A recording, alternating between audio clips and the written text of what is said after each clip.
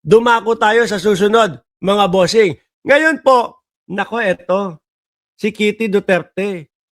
Alam nyo mga DDS, ang ipanalangin nyo talaga, doon na lang si dating Pangulong Duterte. Doon sa dahig na lang. Bakit?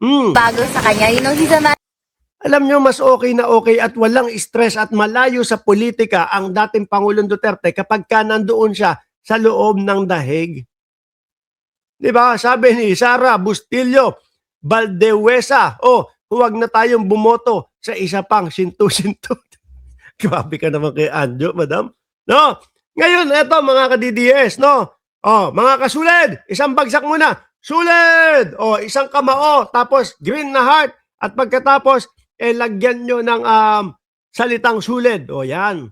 Baka nagtatampo yung mga kasulid natin, napapabayaan na natin. Alam nyo, hayaan nyo na si dating Pangulong Duterte doon sa loob ng oblo. Bakit? Sabi ko nga sa inyo, base na rin po mismo dito kay Kitty. No? Base na din kay Kitty Duterte, kain, tulog, nood ng TV lang ang ginagawa ng dating Pangulo. Biruin nyo yun, ha? Kain, tulog, no?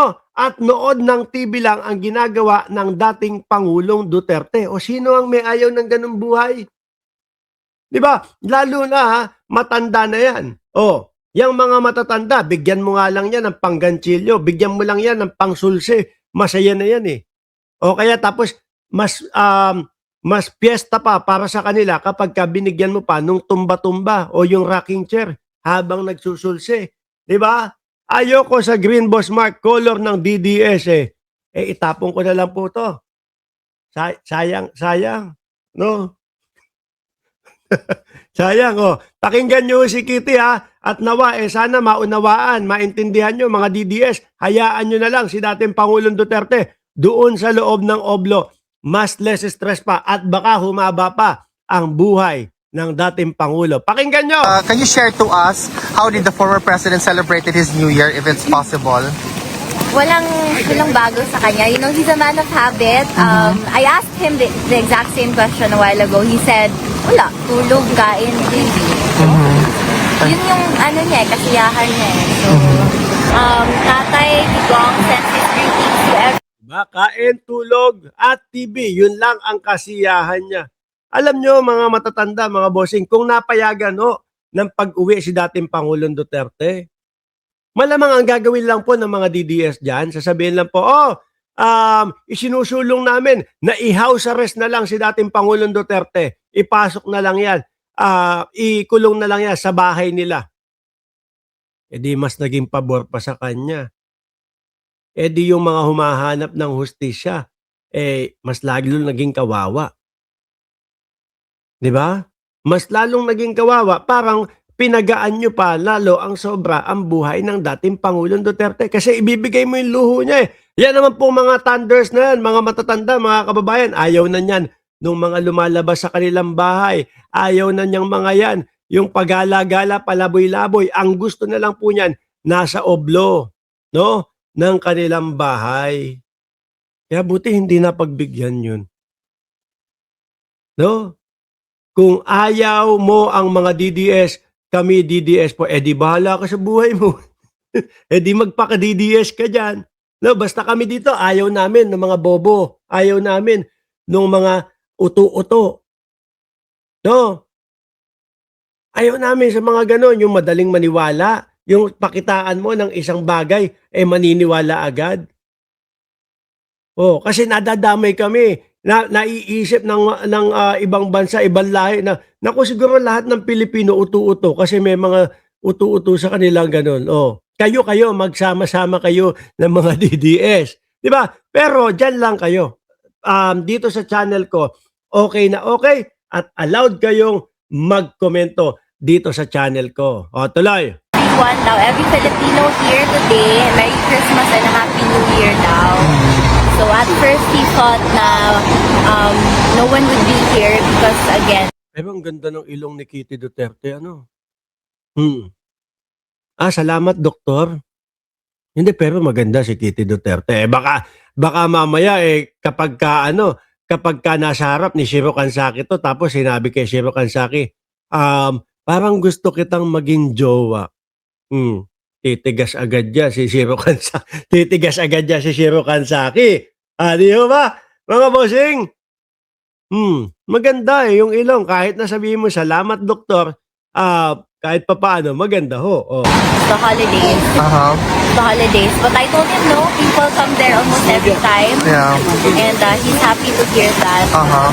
He's happy to have you all, and he said, more power to you all now. Yeah. Oh my God. Okay. Ayan mismong narinig ninyo doon sa mismong anak ni dating Pangulong Duterte na araw-araw nakakasama, nakakasalamuha ang dating Pangulo na okay lang daw kain, tulog, at nood ng TV. Sarap ng buhay, no? Kasi mga bossing, ganito, kapag ka inuwi yan sa Pilipinas or kapag ka nasa Pilipinas at nakadikit ang dating Pangulong Duterte doon sa kanyang mga alyado, kagaya nila Bungo, kagaya nila kung saan-saan po dinadala eh. Lalo na nung panahon ng eleksyon. Di ba? Lalo ho nung panahon ng eleksyon, mga boss G Amo, sir. Tara dito, mga panya po tayo dito. Dito tayo, mga panya. Yung mga matatanda ho na ganyan, napapagod at mahirap-hirap na po yung katawan niya na kumilos doon sa mga mabibigat na mga kilos at doon sa mga pinupuntahan. Kaya uulitin ko sa inyo, mga DDS, ang hilingin ninyo, si Bato de la Rosa ay sumunod na lang kay dating Pangulong Duterte. Oo, no? Pag si Bato de la Rosa sumunod kay dating Pangulong Duterte, ay nako, hindi na kayo mangangamba. Hindi na kayo mag-iisip. Hindi nyo naiisipin na, ano ba, kamusta na ang dating Pangulo? Okay ba siya doon? Ganito ba siya doon? Maayos ba ang Hindi na. Bakit? Kasi meron tagaluto, may alaga, may taga-aruga. At malapit nang matupad yan kaunting-kaunting panahon na lang. Bakit? Si Bato de la Rosa, unti na lang na araw ang binibilang eh. Malapit na ding maaresto yan eh.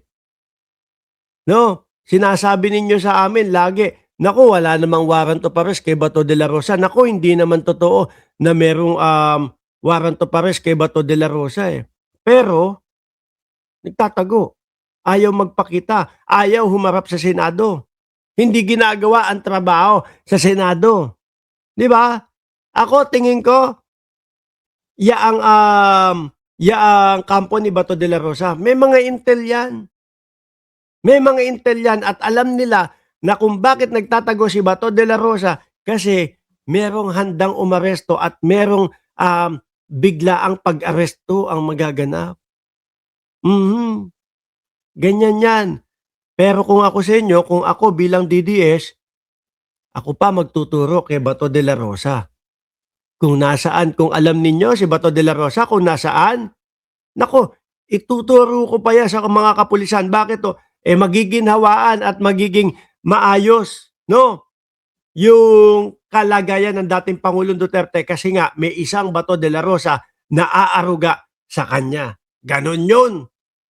Okay, di ba? Sabi ni Jean, Sonalsola, masarap ang buhay ni Tatay Digong sa dahig. May bantay, pagkain, TV, tulog. Darating naman si Bato. Diyan, masarap ang buhay. Isama mo pa, no? Yung darating sa next year.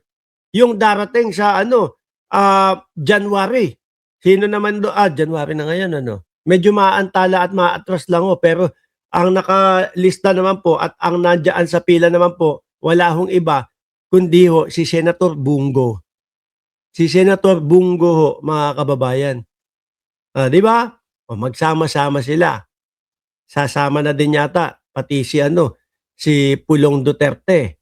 Dahil yun yung narinig ko kay Trillanes. Walang iyakan, Pulong kapag ka nilabas yung warrant of arrest. Di ba? Hayaan nyo na. At kayo na ang magturo kung nasaan si Senator Bato de la Rosa para yung inyong tatay magkaroon na ng kasama doon sa dahig.